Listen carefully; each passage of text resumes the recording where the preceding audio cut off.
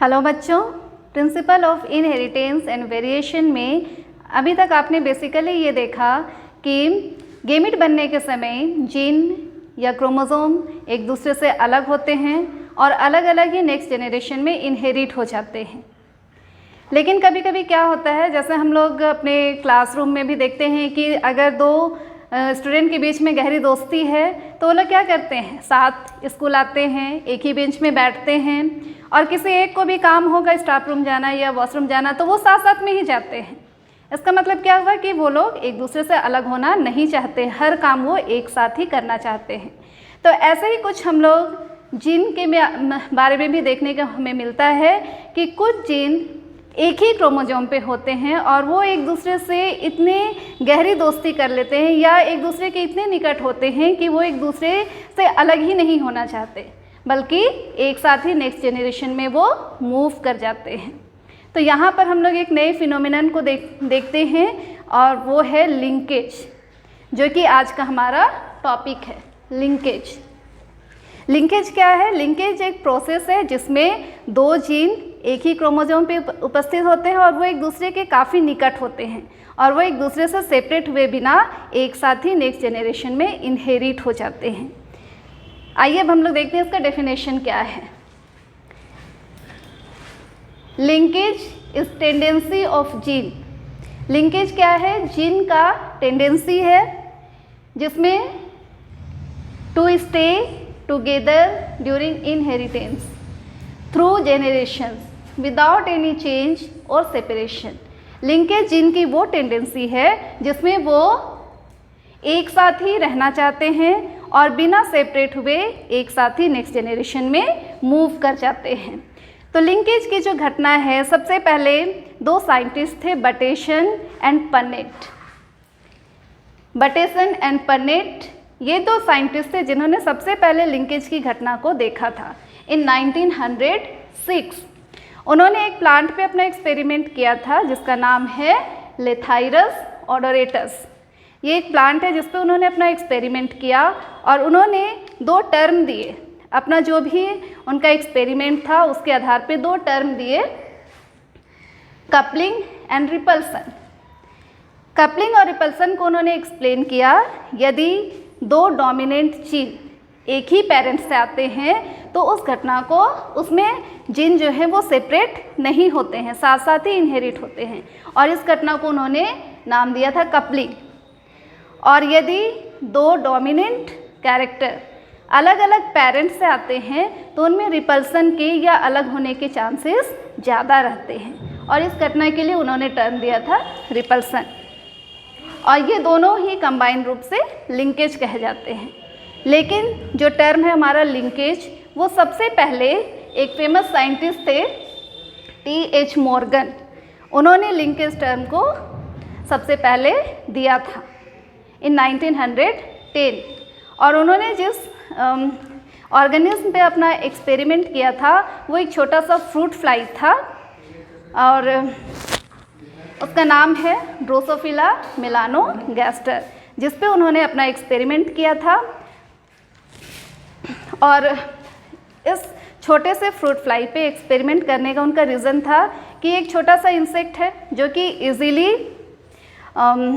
इसको culture media में या सिंथेटिक मीडिया में लेबोरेटरी में इजीली इसको ग्रो कराया जा सकता है। इसका दूसरा रीज़न है कि इसका लाइफ साइकिल बहुत कम है, लगभग 2 सप्ताह में ये अपना जीवन चक्र पूरा कर लेता है।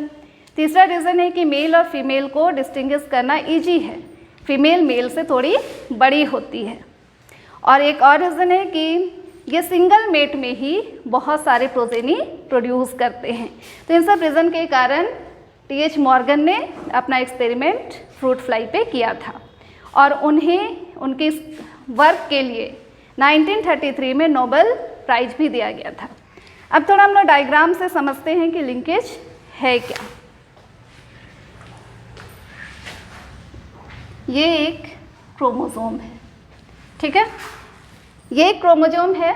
अभी हमने कहा कि लिंकेज कौन शो करता है? लिंकेज वो घटना है जो हम लोग जीन में देखते हैं, ठीक है। कौन सा जीन लिंकेज शो करेगा? जो काफ़ी पास पास हो और एक ही क्रोमोसोम पे प्रेजेंट हो। सपोज दैट यहाँ पे एक जीन है ए, एक और जीन हम लोग बनाते हैं यहाँ पे B। तो ये दोनों जीन A और B एक दूसरे के काफ़ी क्लोज हैं। तो ये जीन जो एक दूसरे के काफ़ी क्लोज होते हैं एक दूसरे से जुड़ जाते हैं और लिंकेज की घटना को शो करते हैं। ये एक दूसरे से सेपरेट नहीं होते हैं और ये साथ ही नेक्स्ट जनरेशन में चले जाते हैं। मान लो इस क्रोमोसोम पे एक और जीन यहाँ पे C, यहाँ भी एक जीन है D। तो ये चूँकि सारे जीन एक ही क्रोमोसोम पे हैं तो ये सारे एक दूसरे से लिंक्ड होंगे। A और B में तो लिंकेज है ही, लेकिन A और B C से भी लिंक्ड है। तो ये सारे जीन एक दूसरे से लिंक्ड होते हैं, लेकिन A और B से C का जो लिंकेज है वो वीक होगा, कम होगा, क्योंकि इनके बीच में डिस्टेंस ज़्यादा है। लेकिन A और B के बीच में लिंकेज ज़्यादा होगा क्योंकि ये एक दूसरे के काफ़ी निकट हैं। तो जो जीन ज़्यादा एक दूसरे के निकट होगा वो एक दूसरे से ज़्यादा अच्छे तरीके से लिंक्ड होगा और उनमें सेपरेशन की या अलग होने की टेंडेंसी बहुत ही कम होगी। दो जीन जो आपस में लिंक्ड होते हैं वो जीन को हम लोग कहते हैं लिंक्ड जीन। लिंक्ड जीन, और इस घटना को हम कहेंगे लिंकेज। यहाँ पे हम लोग देखते हैं कि जो जीन एक दूसरे के काफ़ी निकट हैं वो लिंकेज को ज़्यादा शो करेंगे, और जो जीन एक दूसरे से अगर डिस्टेंस है उनके बीच में तो लिंकेज को कम शो करेंगे। लेकिन ऐसा नहीं है कि ये A और B में ऐसा कभी भी नहीं होगा कि ये एक दूसरे से अलग नहीं हो सकते हैं। ये हो सकते हैं, लेकिन इसके चांसेस कम होते हैं। मेंडल के डाइहाइब्रिड क्रॉस में हमने क्या देखा था? उनका जो डाइहाइब्रिड क्रॉस का फिनोटाइपिक रेशियो था वो था हमारा 9:3:1। बट जब बटेसन एंड पन्नेट ने अपना एक्सपेरिमेंट किया तो उनको मेंडल के डाइहाइब्रिड क्रॉस का फिनोटाइपिक रेशियो जो था उससे डिफरेंट रिजल्ट आया। उनका रिजल्ट आया 7:1:1:7। तो यहाँ हम लोग क्या देखते हैं?